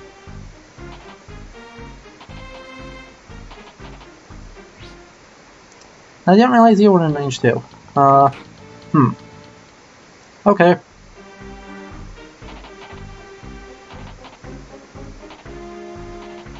That's totally alright.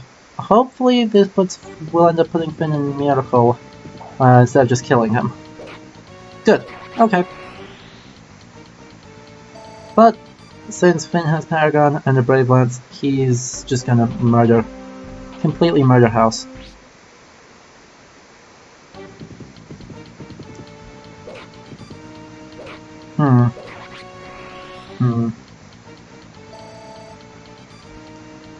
Please get defense. Please get defense. Again. More defense. Nope, that's just HP. So yeah, he's going to promote at the start of the next chapter. I'm not going to really send him all the way back to do that right now.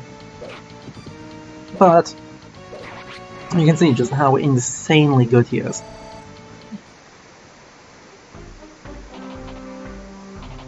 He is my first unit to hit level 20, so he actually switches into the same class as Quan is. Cool, he's in Miracle range now, so he has currently 14 more Avoid than what's listed. So this guy who has a 55% hit chance now has a 15% hit chance.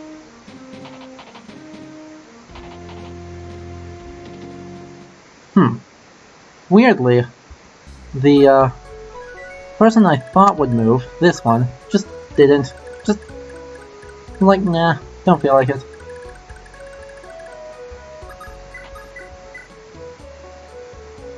That's too much damage. Too much damage, so we'll kill this guy. It should break the...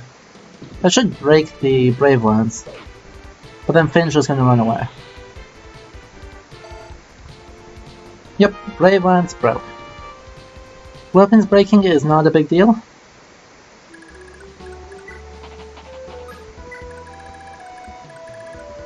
Because when a weapon breaks in this game, it just remains as a broken weapon.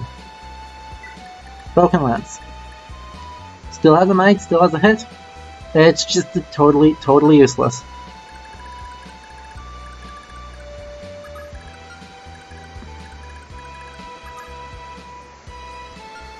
So Lex is kind of in the same problem. What does he do with a Brave Axe against this guy? He does not kill. That's 17 twice. So that's actually good. That means we can sap the wall. Well, he has a javelin. He's gonna attack with a javelin. Okay, but we can still sap the wall right where Noish is. Whip. Brave Axe. Back up one more. Wait. Sigurd. Equip the Silver Sword and wait. One here. Equipping the Silver Lance. Waits.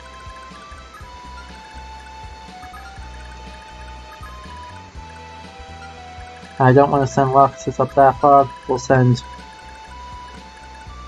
Well, no one's really injured anymore. So we'll have you heal. And then, yeah. Finn gets healed up completely.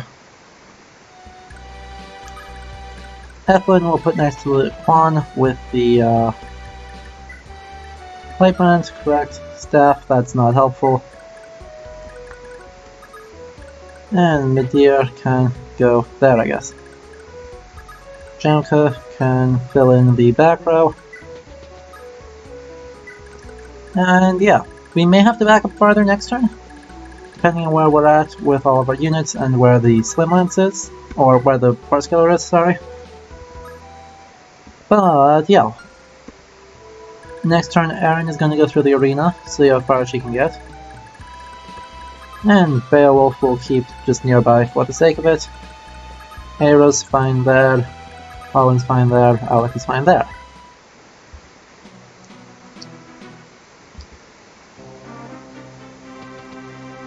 Yep, okay, so you attack Aera. 65 hit. Not great, but not really a big deal either. And yeah, more of these guys just doing things. About as slow as it can possibly take. Okay, we got another bow user. Not really affected. I'm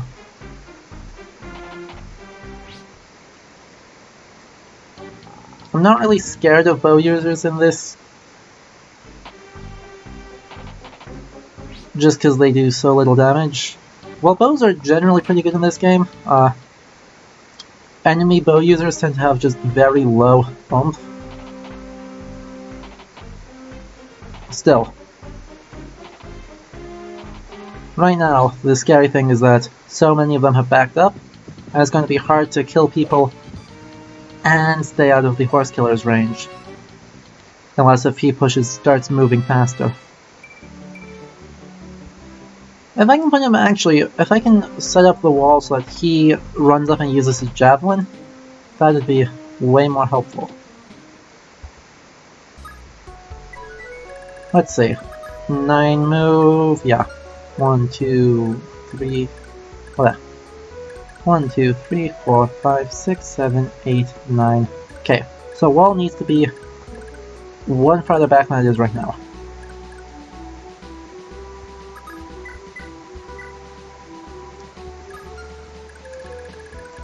Frustrating. 2, 3, 4, 5, 6, 7, 8, 9, 10. Yeah, I want Sigurd to end up here. So, in the meantime,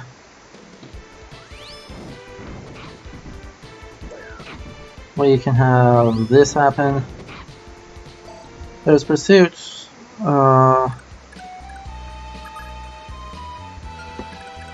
Aaron needs to back up. Black Assist can heal her. Gosh, all my weapons are close to breaking. I probably should have cycled through and repaired them this time. But that's okay.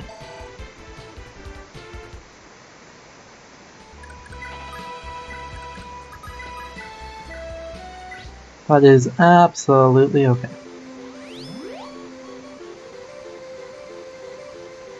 We're going to focus on killing as many as we can, because obviously bow users, well, they'll usually end up just running up and smacking the front line, because they do not like being countered. Sometimes they still manage to be pretty scary.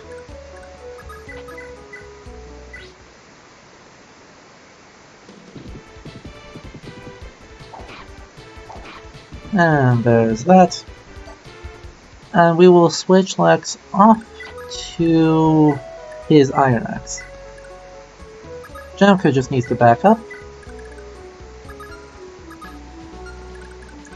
How close to dead is he? You have a decent weapon. Yeah, you double, so that's a kill.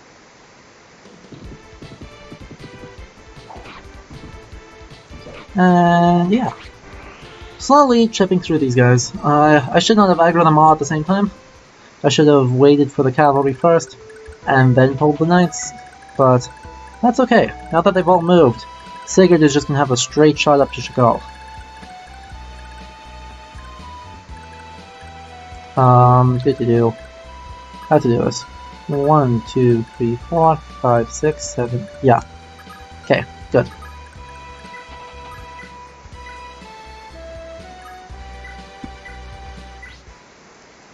Good, good, good. Taking out more of these Valkyries, the same class as Ethlin is in.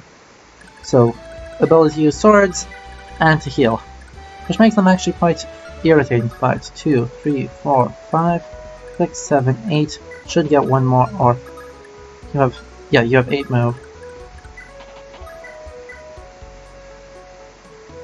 I should get one more, we'll use this.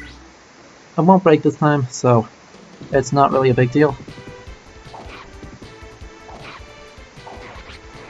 But since they can heal, they'll make things more annoying on our end, and it really has a right to be. Now, staff, heal Quan, and then back up.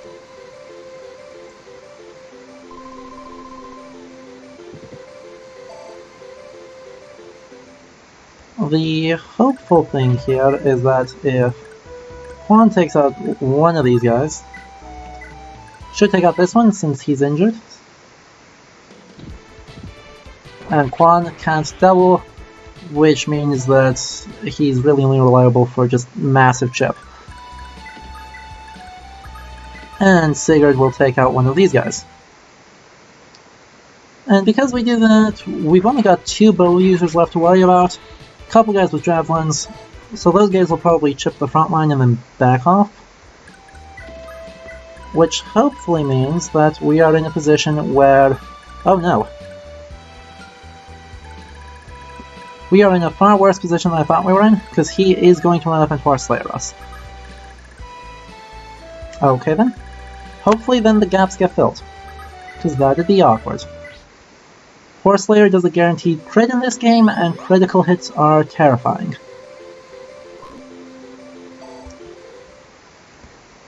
So, hopefully that goes okay. We'll find out. In the meantime, let's just make sure nothing there, yeah. In the meantime, we're gonna buzz Erin right through the arena, which hopefully she wins. Jesus. That was a tough beginning. She starts out extremely weak, but I promise she's a good unit.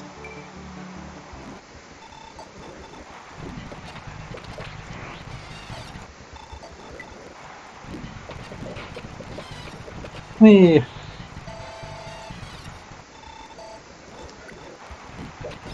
Like a oh, damn. She's not gonna win that for a while. The other thing I didn't show you with her is she has no holy blood to speak of. She's just a person. That puts kind of some limits as to how good she'll actually end up being, but, you know, that's okay.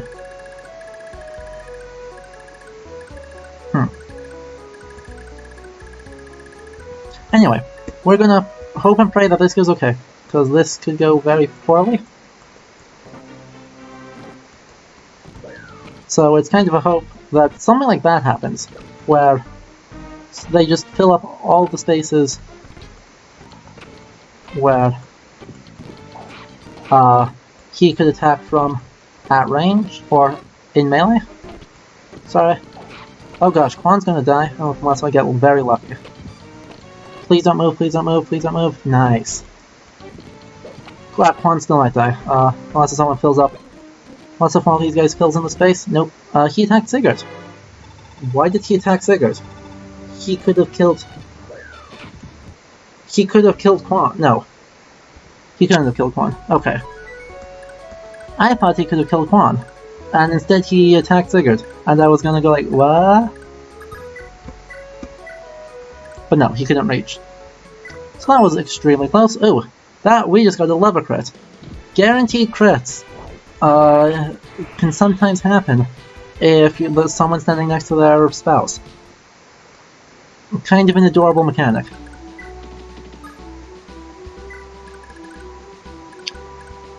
Anyway, I need to kill this guy so that Finn can Brave Lance this guy.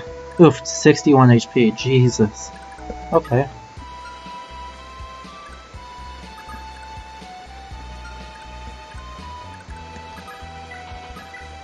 But dear, I guess Killer Bow crit maybe? Please crit, please crit, please. Nah, unlucky. Ooh, but I did get an cost. That works, I'll take that.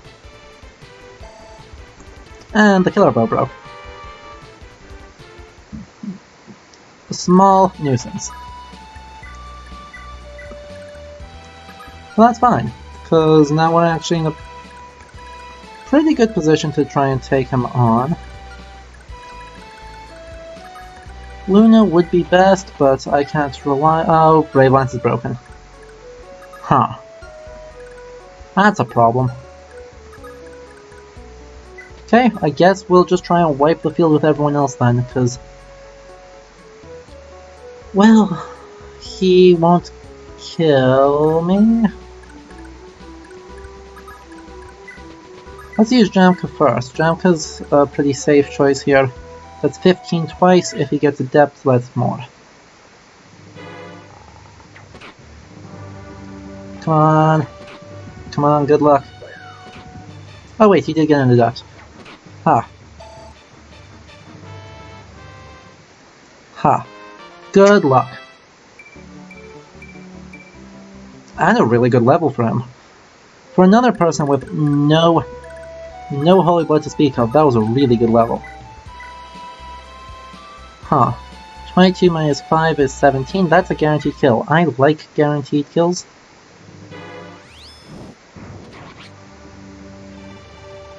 No, is this the beginning of the end for Augustria? Yes. Yes it is. Sigurd's wholesome rampage of destruction does not stop here. And he got the Horse Slayer, which he will just sell. He can use the money anyway. Now. Huh. The problem is killing everyone to make this area safe now. Because I don't have a whole lot of reliable ways to get kills. Or reliable units to get them with.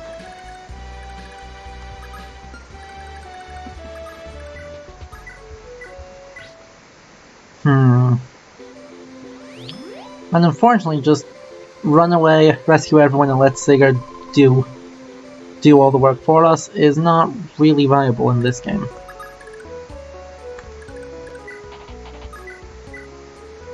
Well, that's okay, this is a kill.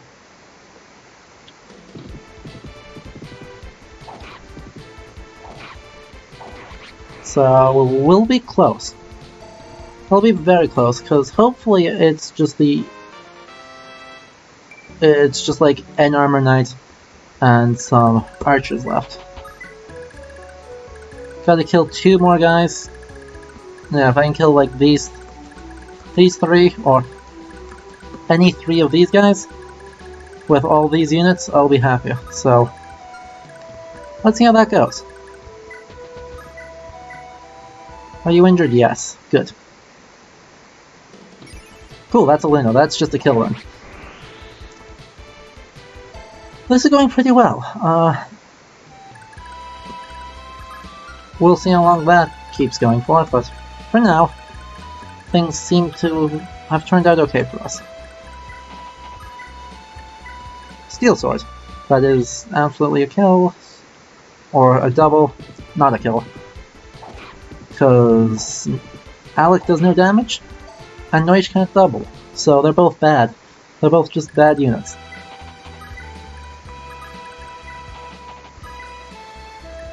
Iron Sword, 20, yeah, that doesn't kill. Iron Lance, 14, that's 17 damage, that does kill.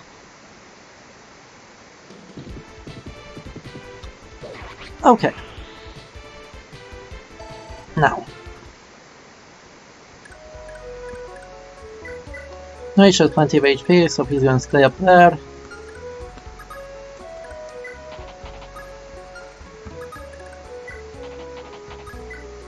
I mean, who's even left? This... I can Steel Lance this guy? That still is almost a kill. Jeez.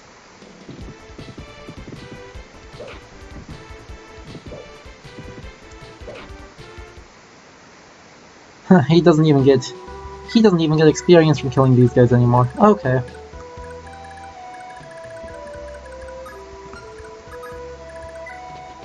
And... cool, you can't actually reach, you can't actually reach. Okay. Not bad news for us, but not great news either. What I can do is kill one of the archers, and Ethlyn... Okay. I know how I'm doing this, because Ethlyn takes on this guy, and then walks forward. Yeah. Light takes too long. I'm going to speed through that. And if Ethlyn steps forward, Sigurd stands here. Silver Sword wipes this guy. And there shouldn't be enough people able to attack any one unit for that to be a problem. Wow, that was touch and go for a while, and it still is, because now people are in... no, people... Sigurd is the only one in range. Cool. No, Ethlyn is as well. Okay. So Ethlyn's in a little bit of risk here, but I think it was the least risky option. And we have another Nordian enemy phase. They thought they could reach people, so they just ran ahead. Well, luckily that's exactly what I hoped would happen. And Pink missed. And Pink missed. And the archer attacks. Oh no. Cool. Luckily, doesn't do enough damage, so we're totally fine. Totally fine.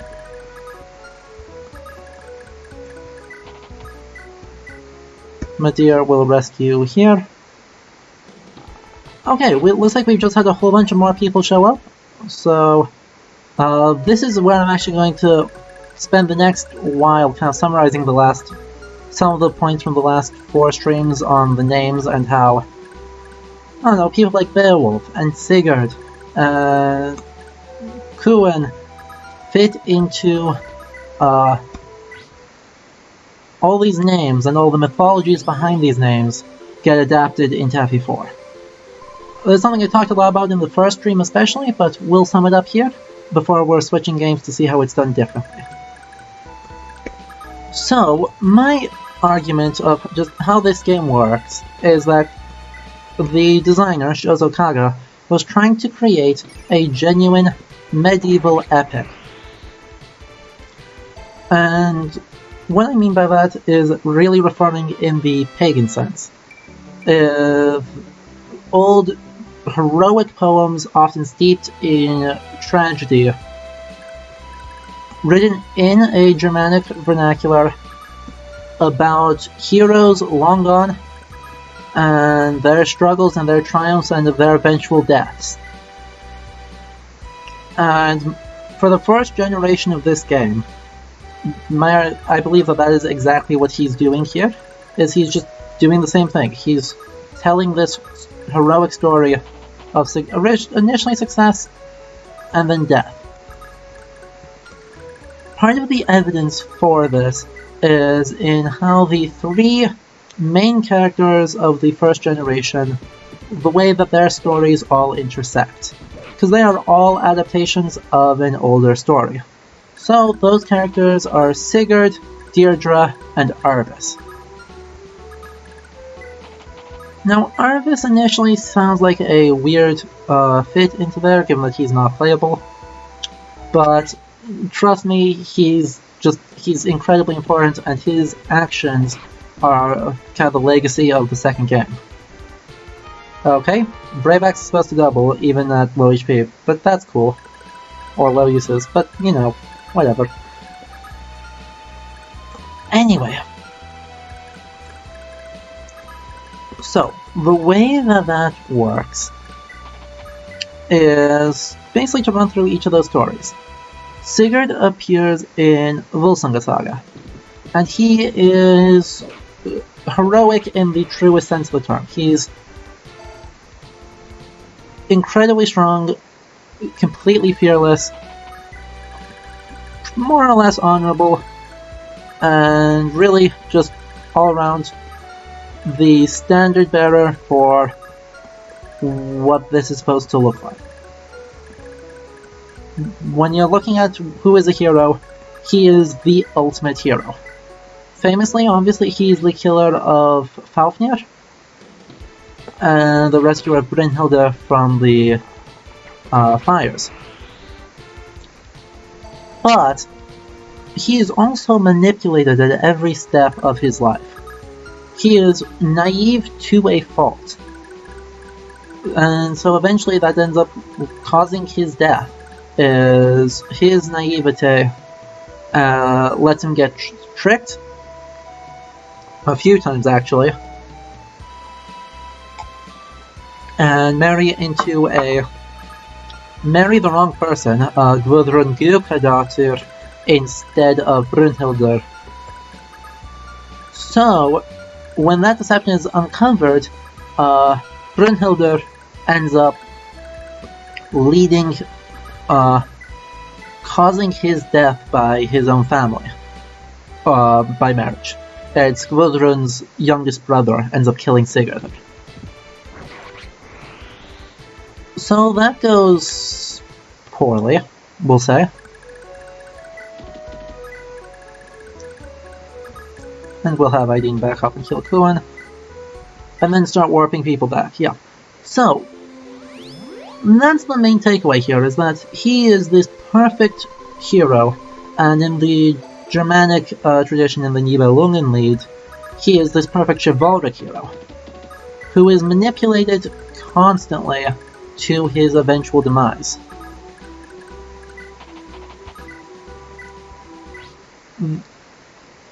Obviously that maps pretty well to Sigurd's character arc here.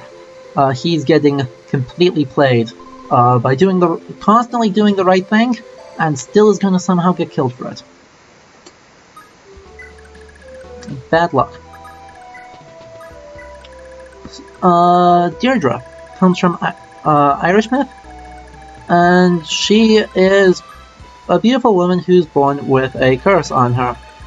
Essentially, she's prophesied that she will cause a whole lot of death, and attempting to marry her would end in tragedy. she is kept in a forest until she eventually meets a young man named Noish. They fall in love, they have kids, but the person that was kept here during the forest keeps trying to kidnap her, and so they run away and eventually kill Noish and his brothers Ainla and Arden. I think Alec is a corruption that just doesn't work of Ainla. It's gotta be. Doesn't make sense otherwise. Whether that's a bad translation that Kaga had access to or what, I don't know, but really, I think that's gotta be that. And she ends up eventually committing suicide in the mythology, rather than be forced to marry the killer of her lover. Also matches pretty well to Deirdre's character arc here. And Arvis is a corruption of the Norse word Alvis. There's a poem in the Poetic Edda called Alvismal. It translates to, his name literally means all wise, but he, despite having a whole bunch of knowledge, being really savvy, he has this audacity to ask Thor to marry Thor's daughter, Id. And so Thor asks him a whole bunch of questions about the universe, and keeps him talking so long that the sun comes up and he turns to stone. And so his reaction is kind of, well, yeah, you thought.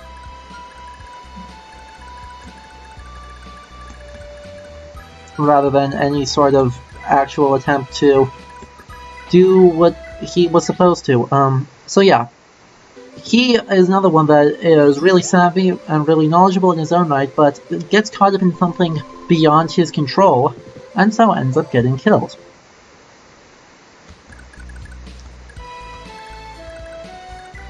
This, again, matches up with, well, with how Arvis is in this whole thing. So, yeah, those three are kind of really illustrative. Kaga is, in many cases, not just taking the names, but actually knows the mythology and the stories that surround them, and is using those intentionally in his construction of his own epic. Another example is Adina and Midir come from the same myth. The fact that they're from the same place and are childhood friends and potential lovers is appropriate. Is using these with some knowledge. There's also a lot of cases where he is just taking... There's plenty of cases where he is just taking the name for no deeper reason than because he likes the sound of the name. That happens in the arena a lot. That happens with the boss with Chagall here, and with Macbeth and Bordeaux. But there's also lots of cases where this is a really deeply entwined thing. Additionally, this also fits well with how we understand the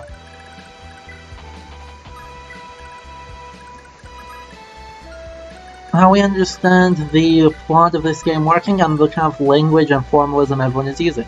This is a very chivalric, old-fashioned, highfalutin way of talking that everyone uses. And so it's really fitting into these traditions of fantasy, certainly sword and sorcery fantasy, but drawing on a really rich, deep tradition of medieval romance and medieval epic to try and spin this legend. We'll see. This is definitely not the case in some of these other Fire Emblem games. We're going to get there very soon, hopefully in the next roughly 5 minutes. We'll just finish up this chapter here very quickly, try and get Aideen also up to a high enough level to promote, so she can use the arena next chapter. She's level 18, so yeah, 2 more 2 more warps should do it. We've got 5. So next turn, she's going to be at a high enough level to promote.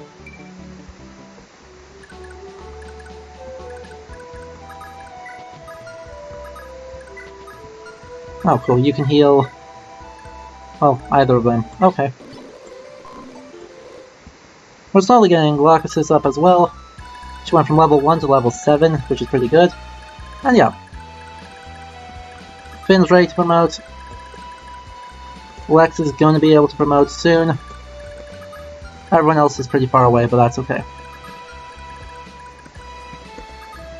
That's okay, because next chapter... by the time the stream starts next chapter, there will be a lot of people promoted.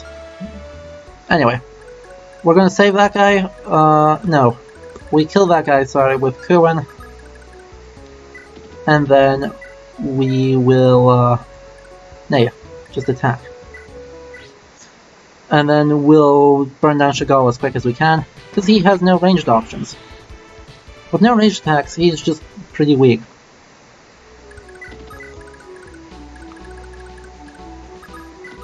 He hits like a truck though, 35 attack into, well, 21, so never mind, he doesn't even do that.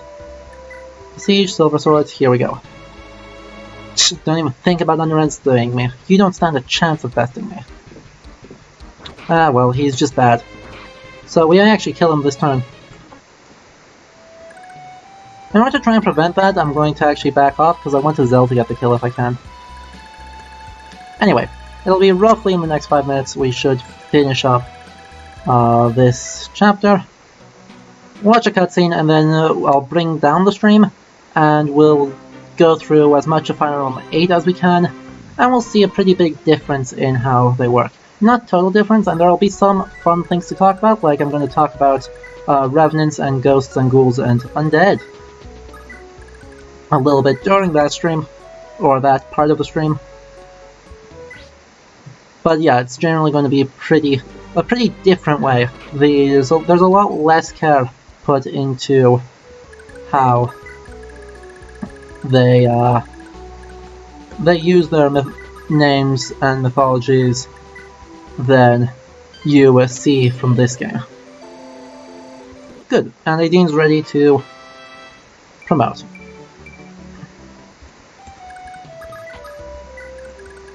And you are working on it.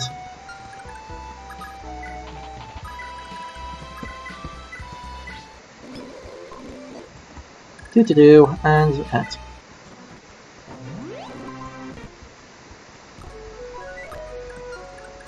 $19, you have 8 res, but your attack speed is actually 4, so higher than, or even 2 actually, okay? So 31, 15, that's 16 damage, awesome. Look at that setup. Look at that. No, wait, spare me, please. And he has something he just doesn't need. He has now 2 things that he can't use, but that's okay. Right, promote. Heal you one more time, and we will immediately seize.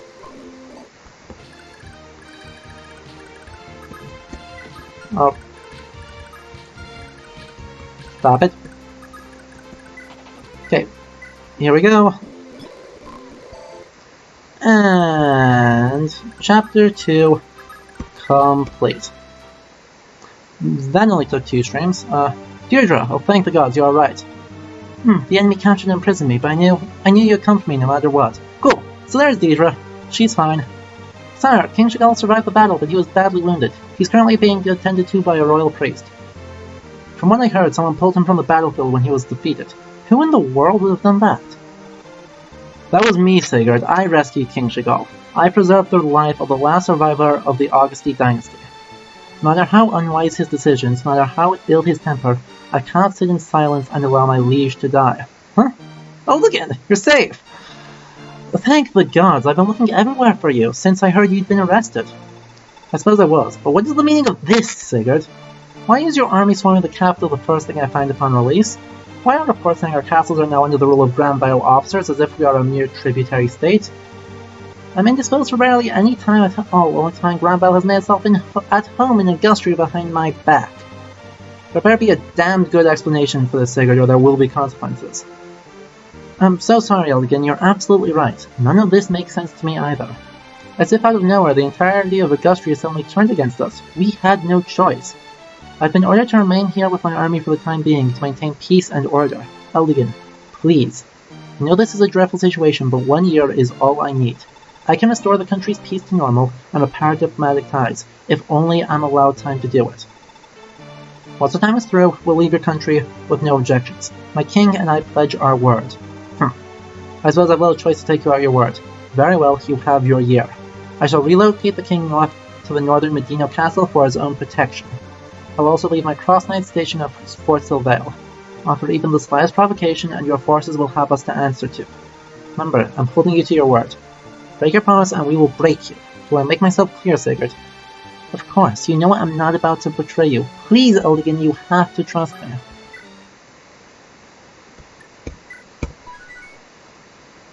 So, this part here, we will do next time. I am going to bring the stream down for a moment. I'll be back in less than a minute, and we will be back with Fire Emblem the Sacred Stones. So the 8th game in the series released for the Game Boy Advanced. So I'll see y'all in about a minute.